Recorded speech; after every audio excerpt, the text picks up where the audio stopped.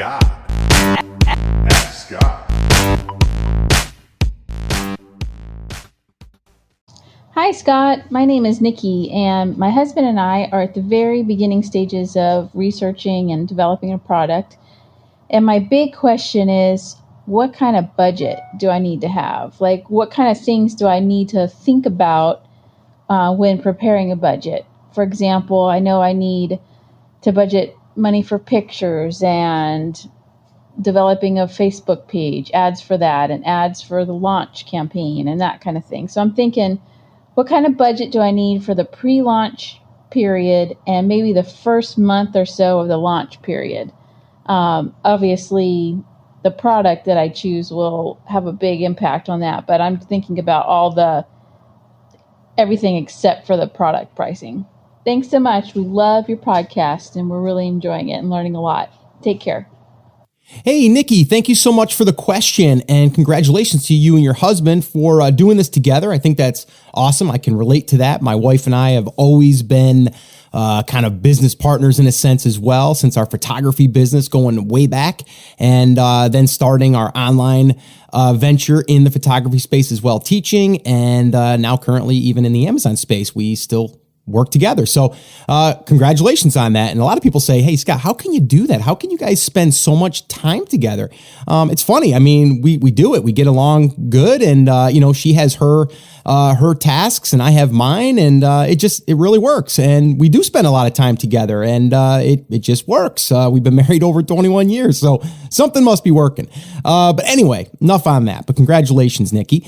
Okay, so to kind of answer your question, and I don't really have a set number. I can't say like, you need to have X amount of dollars, right? But what I can say is that, if you have a good budget that you're saying to yourself, like, you're not bootstrapping necessarily, you're going to be able to run a little bit more promotions. You're going to be able to do a little bit more with pay-per-click. You're not going to have to, get your return as quick. Now, if you're on a shoestring budget, well, then you can kind of go back to the $500 challenge that we've talked about before with Chris Gaston and how he kind of used the Alibaba method. We're going there and spending just, a couple $100 on some products, putting them up on Amazon, running some pay-per-click ads to them through Amazon, the PPC, and then spending $500 and seeing what happens. And then from there, scaling up. There's different ways that you can get started. You can start with very little, or you can start with, $3,000 to $5,000.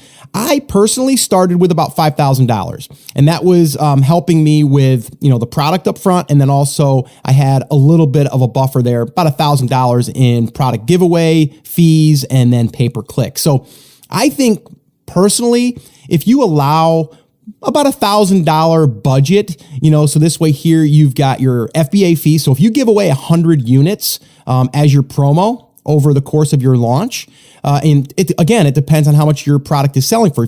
If your product's selling for $20, your FBA fees are going to probably be about $5-6. So let's just say $5 to make it easy. So that's $500 in FBA fees, even though you're giving away your product. And that's not mentioning that you've already paid for your product. So that's another, maybe let's call it $5. So right there, but you've already paid for that in your inventory, but you were kind of asking after you get your inventory, what would it be? So in that launch phase, you're really looking at the giveaway.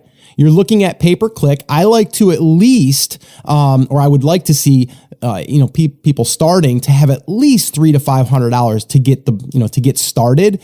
But I mean, on an ongoing basis, you want to be able to spend $25 to $50 a day to start ramping things up and then scale it.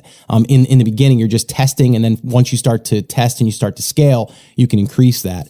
And then as far as your promos, you can, again, build a Facebook fan page, as I've said before, and have your own launch list. That'll, between $250 and $300, you can probably build a decent sized Facebook fan page. I know I did in the beginning for about $200, $300, something like that. And I think I had about 2,000 Facebook fans. But I would probably skip that part at this point and maybe just use Thomason and get 30 to 50 reviews that way, and then maybe go out to some of these other Facebook communities that offer free giveaways. Maybe going down that route. You have other ones like Snag Shout. You have that one. You have Viral Launch. You have there's other ones out there that you can use, but really you want to be able to give away about 50 to 100 units when you're launching, depending on how competitive your space is. So I know I didn't really give you a clear answer, and there's other business costs in there too. I mean, depending on if you're going to go out and get your LLC first, if you're going to go ahead and get your, all of your accounting stuff set up. Like, I personally didn't do that in the beginning. I wanted to validate that it was going to work, but I think you were asking more of the launch process. So the launch process, I would say, to be safe, you want to have a minimum of about $1,000. So this way here, you can then ramp it up. And then from there, you're going to want to reinvest any money that's coming back into more of that. And then especially the Amazon pay-per-click. So I hope that that's answered your question. I know I kind of went, I did a couple different directions there for you, but I hope that this has helped you. And just remember, I mean, whatever you do, I mean, you can start slow and then scale up over time. It doesn't have to be all or none, right? And it's like, just do what you can do and then start to scale from there, once you start to see that you're getting results, and then just, test and tweak.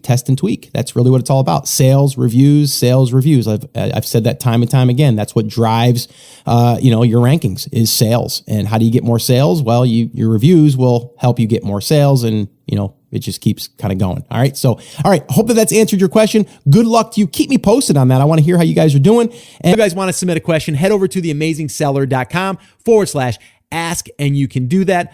I want to also, again, remind you guys, if you're brand new and this is your first time to the show, I want to welcome you. I love hanging out with you guys. This is just awesome to be able to virtually connect like this. And that's why I love the Ask Scott sessions. But if you are brand new and you're just getting your feet wet and you don't understand the entire process, the entire business model, I would recommend attending one of my live free workshops. This is where I break it down for you in 5 phases: how to pick a market and a product, how to source it, how to do a pre-launch, how to do a launch, how to promote the product, and everything in between. We go over that on a workshop, and we go through every single thing. We also do live Q&A. So if you want to attend one of them, I would love to invite you to the next one, and you can register for the next one by heading over to theamazingseller.com/workshop, and you can register there for an upcoming workshop.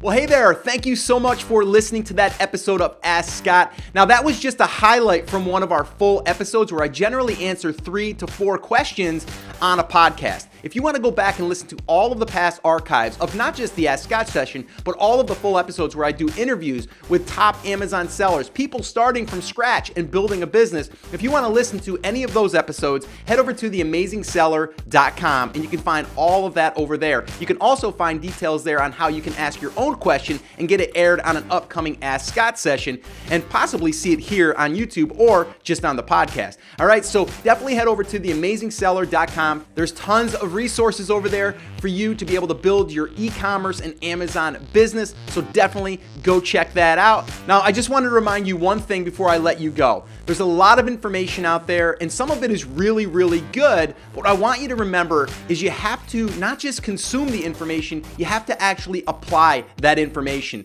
So take this information that you learned here today and apply it to your business, and this way here you can get results. As my shirt says, I wear it almost daily. Take action. We'll see you guys.